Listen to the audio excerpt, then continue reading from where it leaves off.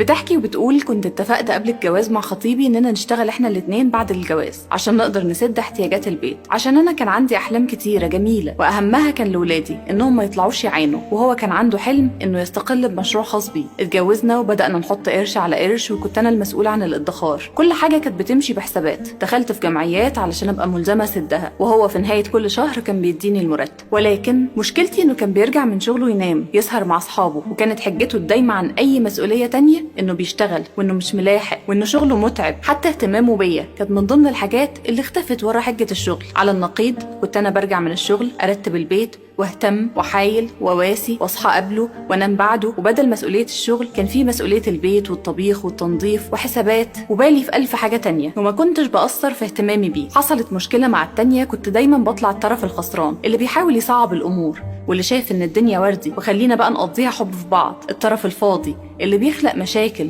من ولا حاجه. كنت انا دايما طالعه في صوره الراكب الغلس اللي مش واخد باله من الطريق، وهو السواق اللي لو ما انتبهش لحظه العربيه هتتقلب بينا. مع ان الحكايه كانت العكس، كنت انا السواق والعربيه والطريق وكل حاجه. لحد ما في يوم قررت ان انا هسيب الشغل بدون ما ابص لمرتبي ولا وظيفتي اللي هخسرها ولا جزء الرفاهيه اللي بقضيه مع اصحابي في الشغل. ولكن حسيت ان ليه انسان يتجبر يعمل دور مش دوره وهو مش طايل حتى ابسط حقوقه. اتفرغت للبيت ورميت عليه حمل الجمعيات وحمل الحسابات، حتى مرتبه رفضت اخده والزمته يتولى مسؤوليه الصرف والشراء وموازنه الامور. مشكله في مشكله وصراعات طويله، واتهمت في الاخر باني زوجه مش مخلصه ولا عارفه ادير حاجه، ودماغي صغيره وكتير من الاتهامات، ولا كاني كنت انا اللي ملزمه بكل ده وكاني اتخليت عنه. ولكن مع مرور الوقت بدا يتاقلم. حصلت بينا فجوه، بس انا ارخيت ايدي وانا مبسوطه ومرتاحه. كفايه انه عليا حمل واحد بس، دور واحد، ومهما اختلفت مسؤولياته زاد اهماله وهروبه من المسؤوليات، وزادت حجته ان هو العائل الوحيد للبيت. لحد ما ترجاني في يوم ارجع امسك زمام الامور وارجع لشغلي تاني، لانه بشكل او باخر مخفف عنه الحمل. ولكن بدون تردد